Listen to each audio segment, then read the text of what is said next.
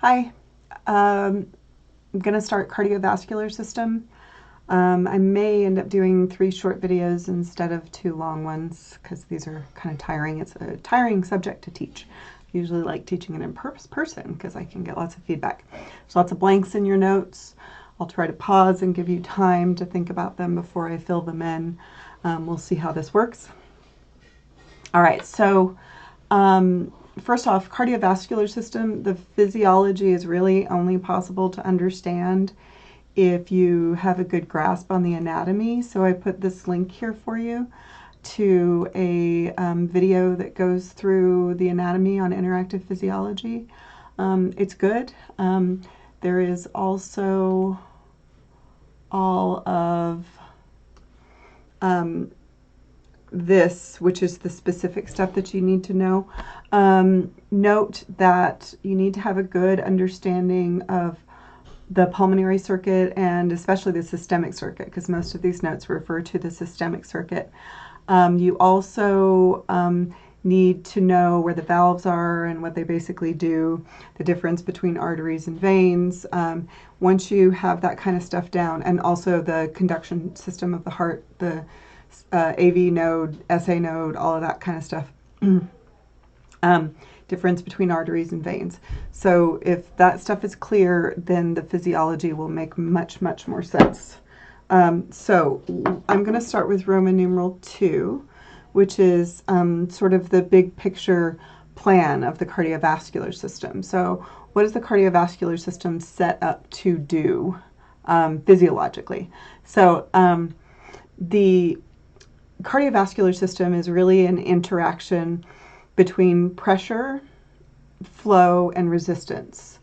And what is really supposed to happen is the cardiovascular system serves the capillary beds. The capillary beds are able to bring oxygen to the tissues, which is of course needed for cellular respiration. The rest of the cardiovascular system is really just a big fancy plumbing to make that occur, because if your capillary beds don't get adequate blood flow and adequate oxygen, then cellular respiration ceases and nothing can go on in the body in the absence of cellular respiration. So hopefully you've gotten that really well down throughout the semester.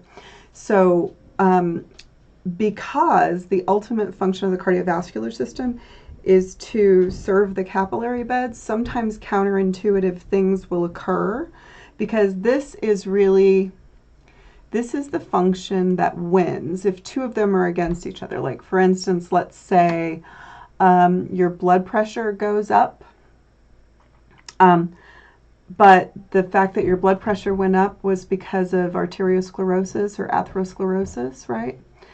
You still need to deliver adequate blood flow to capillary beds. So even though it seems counterintuitive, what you would do is the capillary bed need would win out over blood pressure regulation, meaning that although it sounds counterintuitive, if your capillary beds are not getting adequate blood flow and your blood pressure is high, your heart rate will increase, because this function right here always wins. When there is a doubt, that function wins. So this is kind of the winner function. Okay, so keep that in mind. All right, so now this sort of interaction between pressure, flow, and resistance. What's actually going to happen here is blood, all fluids, move due to bulk flow produced by pressure. So if you create pressure, there's more pressure in your pipes than there is in your sink. If you let it, the flow will go from high pressure to low pressure. So blood moves due to bulk flow produced by pressure, right? And in the cardiovascular system, of course, the primary source of pressure is the pumping of the heart, but pressure can be augmented by vasoconstriction and vasodilation and fluid volume changes. But what blood's going to do is it's going to move from high pressure to low pressure, from the heart to the arteries, to the arterioles, to the venules, to the veins, and back to the heart. All because of pressure differentials. So let's do a little prediction here and see if you guys are comfortable with this. So right here, what do you think? What is your prediction? And it doesn't matter if you get these wrong. Usually we're comfortable getting them wrong in class in front of each other. So what do you predict? As pressure increases in the cardiovascular system, flow tends to blank. So as pressure increases, flow tends to blank. If you increase the pressure in your sink, turning the water up, then is there more or less flow? Okay, so as pressure increases, flow does tend to increase, although pressure can get so high that it can damage the tubes. So that's also a potential issue. So we will cover that in more detail. But the general trend, with a little caveat that I'll talk about a little bit later, is that as pressure increases, flow tends to increase. But flow is opposed, and meaning that flow will decrease when you encounter something called resistance, also called peripheral resistance. Resistance primarily has to do with what's going on in the tubes. So the resistance is the opposition to flow.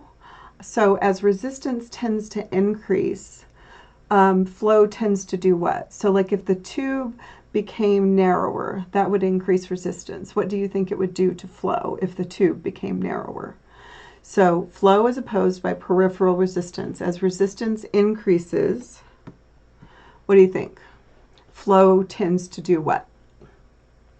Flow tends to decrease. Okay, the relationship that we will see that's going to be really important to us is this one right here, which is F equals delta P over R. Let's highlight that. F equals delta P over R, where F is flow. Delta P we will see is the difference in pressure between 2 points over R, which is resistance. And it looks like math, but it's really just logic. This means that if you increase the pressure, the delta P, the flow will go up, but if you increase the resistance, then the flow will go down. Okay? Resistance primarily occurs in the vessels, not in the heart. So what we see is that the reason we serve capillaries is because, of course, all gas and nutrient exchange happens at the capillaries. That is the site of all gas and nutrient exchange. And of course, every cell in the body, with very few exceptions, is within a few centimeters, usually a few millimeters, of at least one capillary. And so when you're dealing with systemic circulation, of course, in systemic circulation, reminder, goes from the left ventricle through systemic capillaries back to the right atrium. If you are dealing with systemic capillaries, they're bringing nutrients and oxygen to the capillary beds, and then they're picking up waste and carbon dioxide from the capillary beds, delivering it back to the heart, ultimately to the lungs and other places. So how does oxygen get out of the blood into the cells? Lipid soluble, so it pretty much just diffuses. Oxygen and nutrients are generally going to move from the capillaries into the interstitial fluids into the tissue cells by diffusion, because of course the tissue cells are constantly using up oxygen, so they're kind of generating an oxygen gradient, right? They're like using up oxygen, so it's always low in there. And nutrients have different transport mechanisms depending on their solubility and depending on their size and all that kind of stuff. Waste products. Waste products generally move from the cells to the interstitial fluid and back into the blood by anything that's consistent with their chemistry. It could be diffusion, but it's not always. What about water? Water gets pushed out of the capillary into the interstitial fluid by filtration, because the capillary is higher pressure, and then a lot of it gets picked back up by osmosis because the blood plasma is higher concentration than the interstitial fluid, and we'll come back to that a little later.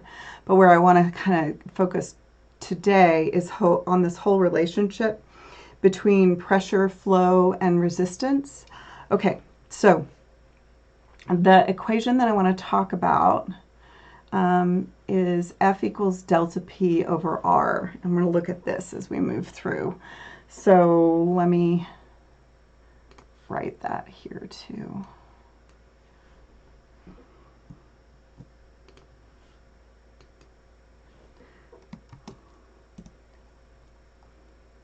Oh, how do I do a delta?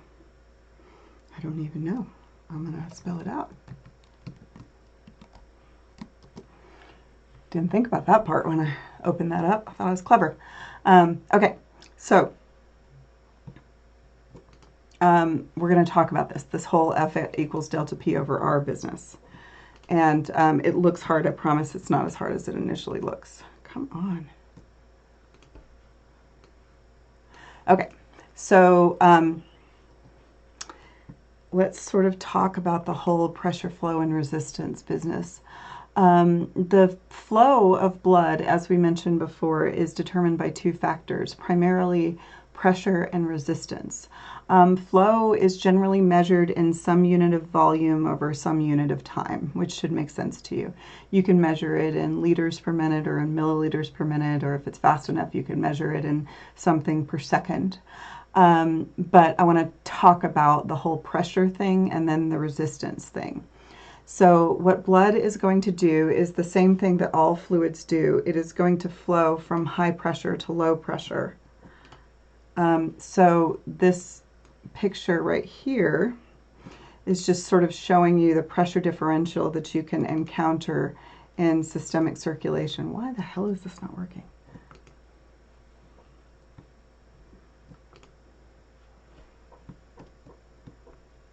All right, let's move this little bastard. Okay, so what we want when we're talking about systemic circulation, and this is specifically systemic circulation, is we want unidirectional flow of blood, right? We want blood to be flowing from the left ventricle, yes, through the aorta and all of the systemic arteries, and then we want it to flow to the capillaries in my systemic organs, and then of course we want it to flow back to the right atrium. So this is systemic circulation. It will do this if there is a pressure gradient from the left ventricle to the right atrium. So the delta P, the difference in pressure between 2 points. So it is highest in the left ventricle, it is lowest in the right atrium. As a matter of fact, it's usually, in this picture, it's around the mean pressure, not the systolic or the diastolic, but there's a calculation that you won't need to do called mean arterial pressure.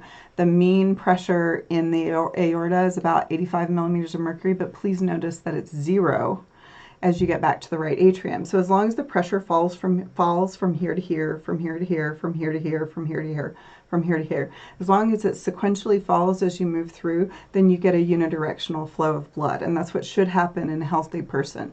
So as I mentioned before, pressure is generated by cardiac muscle contraction. That's what's generating this pressure. But pressure can also be augmented or reduced by blood volume changes. So if I put more fluid in the system, what's that going to do to the pressure? If I put more fluid in the system, then the pressure is going to increase, right? Okay. And then pressure can also be augmented or reduced by vasoconstriction and vasodilation. And that's simply because if you held the volume constant, but you reduce the size of the tubes, then that's going to increase the pressure as well. If I increase the size of the tubes, that would decrease the pressure. So keep that in mind. So really what matters is not the default pressure of the system, but it's really the difference in pressure between, for instance, this point right here and this point right here, any 2 points really. So if we made this one P1 and this one P2, if P1, the pressure at point 1, was higher and P2 was lower, then it's going to flow this direction, the difference in pressure between 2 points. If, for instance, the pressure at point 1 right here was 85 and the pressure at point 2 right here was 84, then you wouldn't have a tremendous magnitude of flow, right? But if this one was 85 and this one was 70, you'd have a faster flow because of more of a delta P. So really, it's not the pressure, right? It is the difference in pressure between 2 points that determines both the direction from high pressure to low pressure and the speed because of the magnitude of the delta P. So let's show you that in a little bit more detail by looking at these examples. Okay, so we're still talking about F equals delta P over R. We haven't talked about resistance yet. I promise we'll get there. But let's look at these three examples. Okay, so let's look at these three. Don't worry about the arrows. Get the arrows out of the way and say, okay. All right, so I want to look at what a different delta P will do under different circumstances. And so let's do that this way. Get rid of these arrows. Okay, I've got three different situations. And what I have in each of these three situations is two different P's. So let's make all of these on this side P1 and all of these on this side P2. Delta P is the difference in pressure between 2 points, okay? What they did with these three is they held the resistance constant and just changed the delta P so that you could see what a difference in pressure between 2 points would do. Okay, so I want you to look at figure A. In figure A, what you are seeing is the pressure at point 1 is 100 millimeters of mercury. Of course, pressure is measured in millimeters of mercury, whether it's air pressure or blood pressure. 100 millimeters of mercury, and the pressure P2 is 60 millimeters of mercury. So the delta P that you're dealing with here is 40. Okay, assuming the resistance was 2, I get a flow of 20 mils per minute. Okay, so I've got a delta P of 40, I've got a flow of 20 mils per minute. But please look, if, however, there is no delta P, if there's no difference in pressure between P1 and P2, I get 0 flow. That's just how the math works, right? If F equals delta P over R, you've got a 0 there, right? Then it's 0. No matter what the resistance is, if you have no difference in pressure between 2 points, no difference in pressure between the left ventricle and the aorta, if they are both 120 millimeters of mercury, then no flow occurs, okay? So F equals delta P over R. But look at this one, and I want you to look at C compared to A. And look what happens if, for instance, this person's P1 was way high, like in hypertension. If your pressure at point 1 was really high, then your pressure at point 2 has to be high to get you the same delta P. So if the pressure at point 1 was 200 and the pressure at point 2 was 160, you get the same delta P. And at the same resistance, of course, you're going to get the same flow. But I want you to think about whether situation A or situation C is going to be, which one's going to be harder on the cardiovascular system? Getting the same flow, identical flow, please note, getting the same flow at way lower pressures or the same flow at way higher pressures. So in this situation, this high pressure can damage the tubes. It's really hard on the heart to create that much pressure, but it may be necessary. If, for instance, hypertension means that the P2 that you're pushing against, because of lots and lots of cholesterol and sugar and very little exercise, let's say your arteries are all gunked up, so their pressure is higher, the P2 is higher, then what happens is the heart has to pump harder to generate enough pressure to get a delta P to get over that P2. So this situation is way harder on the cardiovascular system. So why would you do it? Why would you do it if it was harder on the cardiovascular system? Because remember, there is one function that trumps all of the others, and that is you need to ensure adequate blood flow to capillary beds. And if what you have to do is get over that pressure at the expense of the long-term health of your heart, the short-term oxygen requirements of your capillary beds are going to require that you do so. Okay, so instead of saying what we said before, which was a bit of a fib, that's why I told you I got an asterisk.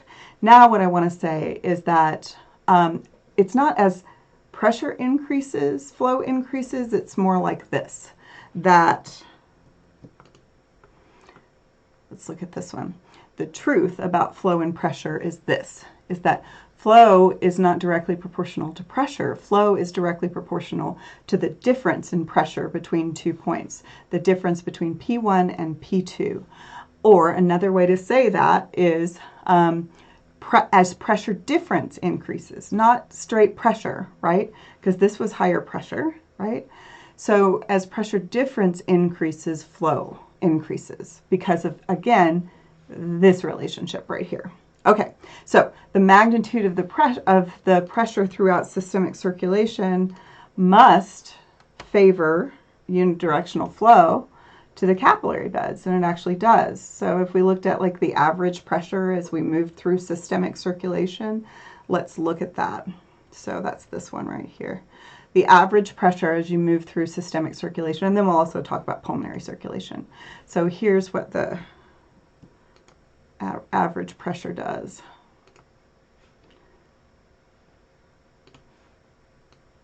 Okay, so this is looking at the average pressure from the arteries to the arterioles to the capillaries to the venules to the vein. And you see this sequential drop in pressure, and as long as the pressure is higher here than it is here, then flow is going to be this direction, okay? And what we see in systemic circulation is there is a drop in pressures, a big drop from the arteries to the arterioles, and then it drops again as it goes through the capillaries, and then it drops again, venules, veins, and then it's 0 millimeters of mercury back in the right atrium. So this is going to promote unidirectional flow of blood through the systemic circuit. It is also true at the pulmonary circuit, although way, way lower pressures are generated. At the pulmonary circuit, you're going to have way lower pressures generated because of, do you guys remember why the systemic circuit versus the pulmonary circuit has different pressure? Not why is it okay that it has different pressure. It's okay because, of course, with the pulmonary circuit, you're just pumping from the heart to the lungs and you don't need high pressure. But the question that I want to ask you is, what is it anatomically in the systemic versus pulmonary circulation that is responsible for the difference in the pressure between systemic and pulmonary circulation? And the answer to that is, do you know it? What's the difference anatomically in those two sides that actually creates the difference in pressure? It's the thickness of the ventricles, right? The right ventricle is much, much thinner and less able to generate a lot of pressure than the left ventricle, okay? Left ventricle is really thick. Okay, so the pressure is going to fall throughout the system. Okay, so we'll come back to pressure because we're going to talk not just about the heart, but we'll also talk about the vessels, and we'll talk about regulating pressure with the urinary system because of the blood volume as well. Okay, so now I want to briefly talk about the concept of resistance, okay?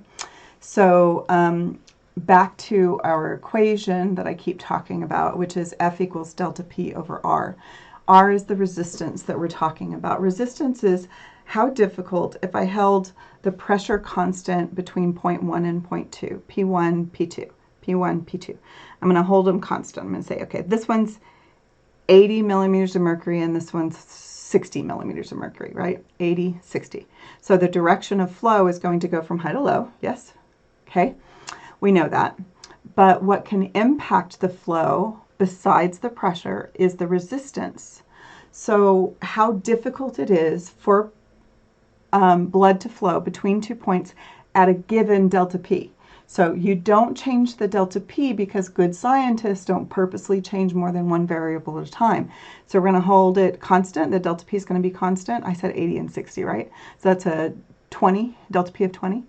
And then I'm going to manipulate the resistance to see what it does to flow. So let's talk about how resistance is going to impact flow here. Okay, so how difficult it is for blood to flow between 2 points at a constant pressure. So if I said that, and I did, if I said that flow was directly proportional to the difference in pressure between 2 points, let's highlight that, then I'm going to tell you that flow is inversely proportional to the resistance between 2 points. So inversely proportional. And inversely proportional, if anybody's not familiar with that term, that means that as one goes up, the other one goes down. Directly proportional means as one goes up, the other one goes up. Okay, so flow is inversely proportional to the resistance to between 2 points. Or if you look at the equation, what does that mean?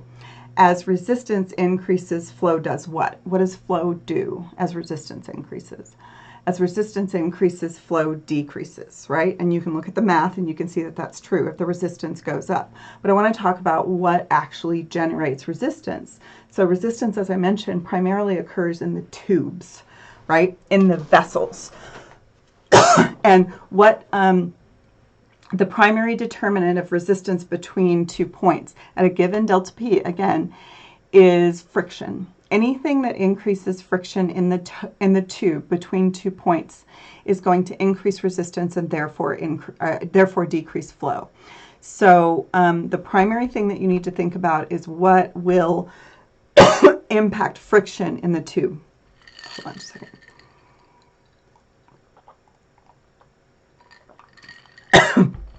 So the first thing, so let's just talk about our tube for just a second. So what impacts friction? I'm going to draw a bad tube. So let's draw a bad tube. Okay, I got a tube, and I got P1. And P2, I'm so bad with this, but you guys are patient, kind humans. Okay, I've got P1 and P2, and I've got this tube. But what could I change about the tube that would impact the friction in the tube? So the first thing that I could change is actually not in the tube, it's actually in the fluid. So the first thing that you can do that would impact resistance is to try to, at a given delta P, pump a thicker versus thinner fluid. So the viscosity or the thickness of the blood can impact friction in the tube. So I want you to think about this. If I was trying to pump between P1 and P2, milk, blood is kind of the consistency of whole milk, maybe a little bit thicker than whole milk, maybe a little bit more like half and half. So if I was trying to pump whole milk between P1 and P2, and right now I'm not going to change the distance between P1 and P2, would that be easier or harder than trying to pump molasses between P1 and P2? So the viscosity or the thickness of the blood, oops, Melanie. Okay, the viscosity or the thickness of the blood can change if you become super duper dehydrated, right? Then what you'll have is more solids in your blood and less fluid, and the blood will become more viscous. It can also change as your hematocrit changes. If, for instance, you had leukemia, you would have a whole bunch of immature white blood cells, and your blood would become super duper viscous. Or if you were doing blood doping, which we'll talk about either in this set of notes or the blood set of notes. So it can change as your hematocrit changes. It changes with dehydration, but your viscosity in your blood is relatively constant in healthy individuals. So it's not like it generally changes over the course of most days. Okay, the other thing that could increase the friction between P1 and P2 is just the vessel length. If the P1 and P2 are 80, 60, and it's going that direction, if they're this close to one another, then there's not that much friction compared to if they were this close to one another, this close to one another. So the metaphor that I would like to use here is I can try to blow the same fluid through a straw or through a garden hose. If I'm trying to blow it through a garden hose, then because of all the friction in the tube as I go down, I'm going to need a lot more pressure to overcome that resistance. So a longer tube gives more friction.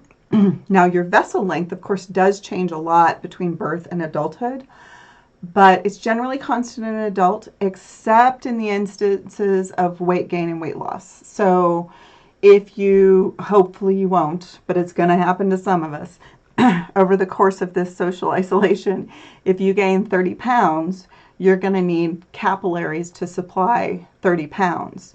You're going to have more tubes, yes, and therefore you're going to have to generate more pressure to get to all those tubes, okay?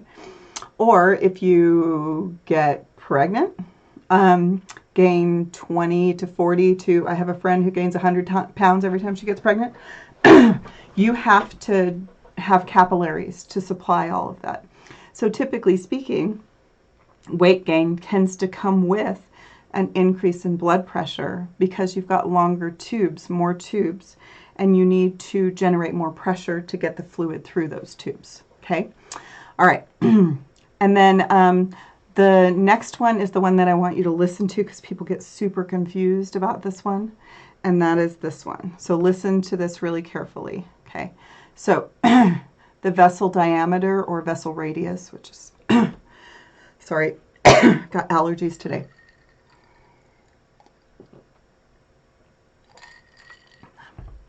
The general trend is this, that if you have constant P1 and P2, larger tube versus smaller tube is going to impact resistance and therefore flow. So I just want to talk about, let's look at this picture right here. Okay. So let's look at what happens right here. So these are supposed to be the same delta P's.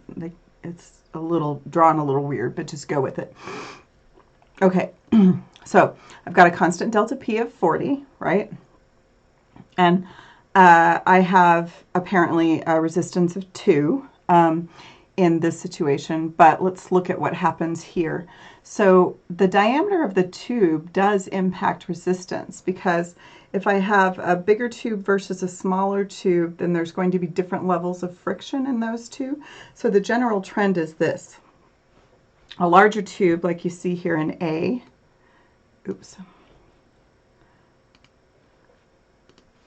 like you see here in A, has less resistance, less friction in the tube, and therefore what flow? If you drop the resistance, what's it going to do to the flow? Decreased resistance will increase flow. The exception is really, really big tubes. Like a river has good flow, a bigger river has better flow, but a lake has no flow. So if it gets so big, like an aneurysm, that you completely destroy the pressure, then that's going to be bad. But generally speaking, a larger tube has less resistance and therefore more flow. A smaller tube, this one, has more resistance, okay, more resistance, more friction, and therefore what flow? Therefore, decreased flow. Therefore a decreased flow. Cool? Okay, so now this is just an inherent vessel diameter. This is like comparing the aorta to the brachial artery. Okay, the aorta is bigger. It's going to have more flow even at the same pressure. Okay, but let's talk about what you can also do. So this is just the inherent size, but let's also talk about, where'd it go? You can do vasoconstriction and vasodilation. So a note is that when you are doing vasoconstriction and vasodilation, like in this picture right here,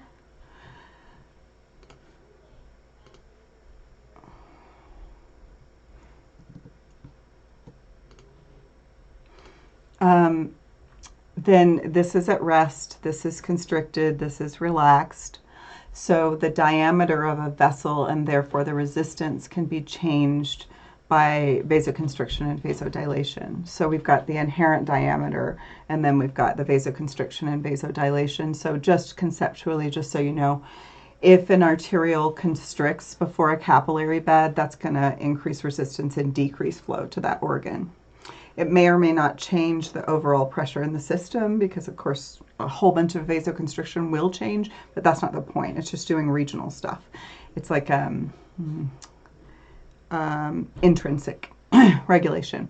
But if an arterial dilates before a capillary bed, it will decrease resistance and therefore increase flow to that organ. And again, that may or may not change the mean arterial pressure in the system. It's not particularly meant to, but it can. But really you were trying to mess with resistance when you're doing that regionally. You're messing with resistance to get better flow. Okay, so we had 3 things, just going back for a second. we had three things that were the primary factors that impact resistance. We had viscosity, we had vessel length, and then we had the vessel diameter. And so even though all three of those, at least theoretically, impact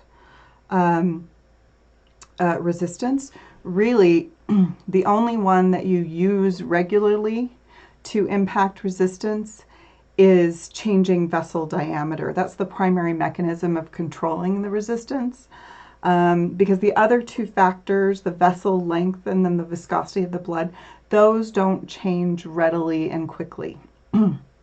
Okay, so let's remove some of this stuff, get it all out of the way, and say, all right, so I want to talk about one thing before we start talking about regulating overall blood pressure. I want to talk about regional regulation of blood flow.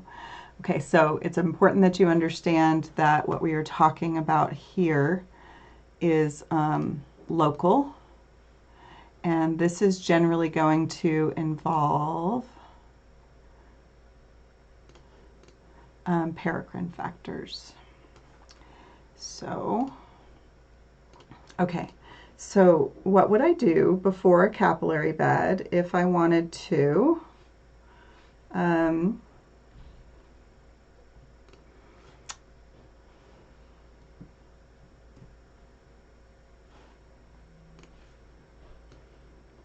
okay, so I'm not trying to change mean arterial pressure, the pressure of the whole system. I could, but at a given mean arterial pressure, meaning I'm not trying to change the pressure of the system, an organ can regulate blood flow to itself by releasing paracrine agents that cause local vasoconstriction or vasodilation.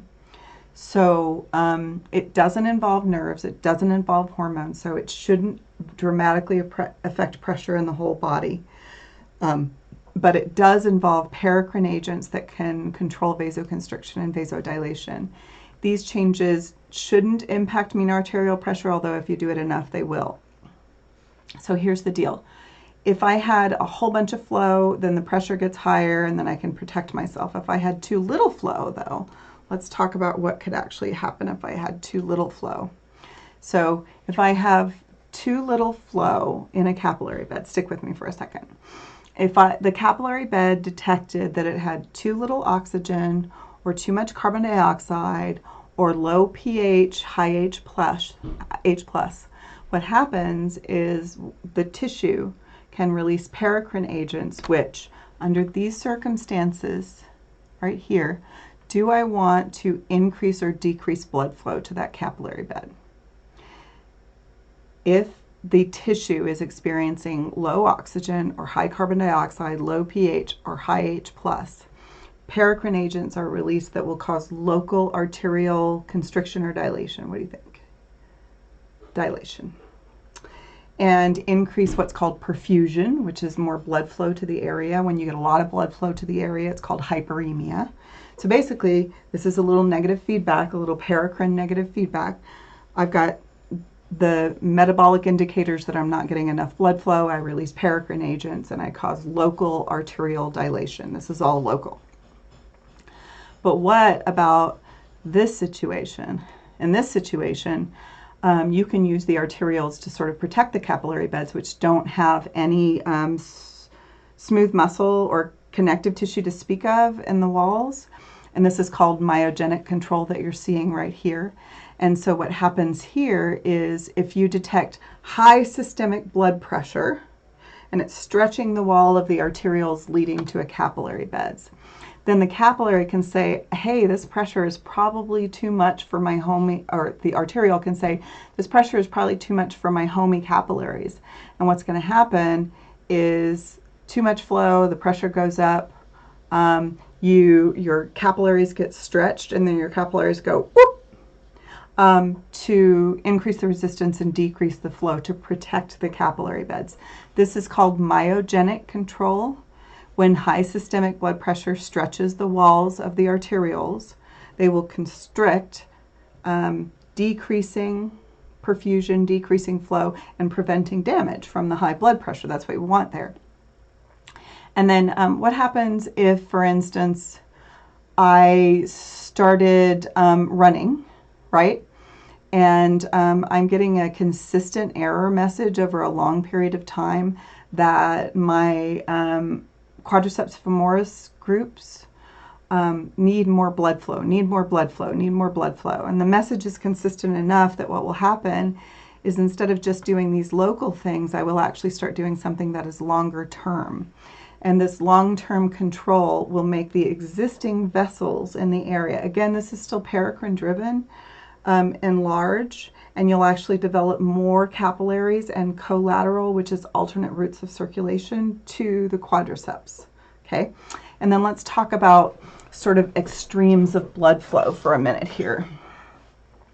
Are there any places in your body that have like really, really dramatically different blood flow than other places in your body? And there are. So what happens is your skeletal muscle, the example that we were just talking about, has a ton of blood flow when you are using skeletal muscles, and that's called exercise or active hyperemia. The main stimulus for autoregulation to send more blood flow to the skeletal muscles is low oxygen. So they have a whole bunch of blood flow when they're being used and not very much comparably when they're not being used. And so their blood flow pattern is kind of like this. And the main stimulus is when they're low in oxygen, they'll release paracrine agents that'll cause local arterial dilation. Now, the other extreme, skeletal muscle blood flow patterns are like up and down depending on what you're doing with them. And the other extreme is really the brain. And the brain is has almost the same blood flow when you're awake versus asleep. It has a relatively constant blood flow for a couple of reasons. First of all, your cranium is really rigid, so it can't handle too much blood flow because there's really no room for extra pressure in there. So that's not too much. And then not too little is that your neurons are really, really intolerant of this word, which is ischemia. And ischemia is just the opposite of hyperemia. Hyperemia is a whole bunch of blood. Ischemia is too little blood. And neurons are really intolerant of ischemia because they have almost no capacity for anaerobic cellular respiration. And with the brain, although it sounds counterintuitive, the main stimulus for metabolic autoregulation in the brain, meaning what's the stimulus that will cause the arterioles leading to the brain to do dilation, it's actually not low oxygen, it's actually low pH or high carbon dioxide, because the brain has a really crappy buffering system. So it's super duper sensitive to anything that can change its pH. And long before the oxygen gets low in the brain, it will cause local arterial dilation if it detects low pH or high carbon dioxide. Okay, so I'm going to stop there for today, but I want to show you one more thing. First off, I've linked, well, two more things. I've linked in your notes, I changed them up just a little bit because these link directly to interactive physiology. I looked through the ones that I thought were helpful to you, because with the cardiovascular system, you have to kind of play with it or work on it regularly, or else you won't really get it. So I'm going to leave you with this, let you start working on that. And then the other thing that I want to show you is, hold on just a second, show you where to find it. Here, I'm going to update the link in just a minute, but I'll show you where it is right now. Nope, not that one. Okay. So, right here, this is the cardiac concept map. I don't know if you guys have ever used concept maps before, but how the cardiovascular system ended up making sense to me, and it took me quite a while to get like it in a format that it was really solid and dependable so I could pull it out every time. And I'm a concept map person, so I'll show you this concept map. Don't cry when you see it. I'll also post a little video to show you how to read it. And then I'm going to show you a little bit about it. So this is the whole cardiac concept map that I made for myself, and eventually one of my students asked me if you could have it. You don't have to learn this way. If it is not how your brain works, then do it a different way. But this is putting most of it together. This is the whole damn thing, okay? And you will not want to look at it all at once, but let me show you also that you can sort of build on it.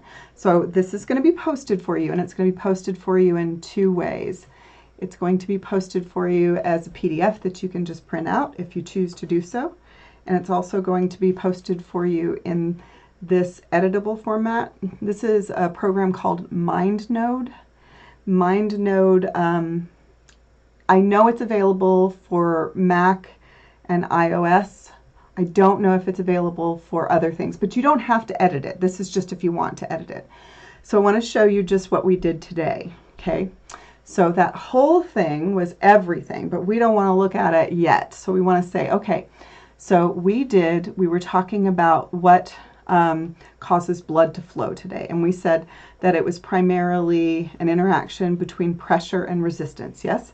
Notice that when I put these in, if it's a green relationship, that means it's always directly proportional, like as pressure increases. And if it's red, it's inversely proportional. Any other color doesn't mean a damn thing. So, and then we talked about what actually is responsible for resistance. Okay, and then I can unfold these nodes. So what we said was, and we didn't talk about this one yet. So what we said was the three things we talked about were vessel length, viscosity of blood, and then vessel diameter. And this is the primary one. That's why I put it in all caps. All of these are going to increase resistance and decrease flow. And then what we're going to talk about with pressure is that pressure has three determinants. We barely got started on it today.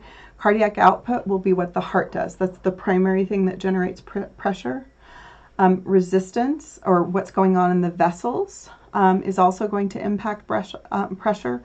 And then blood volume is going to impact pressure. So once again, pressure is vessels, right? Vasoconstriction and vasodilation, heart, and blood volume, right?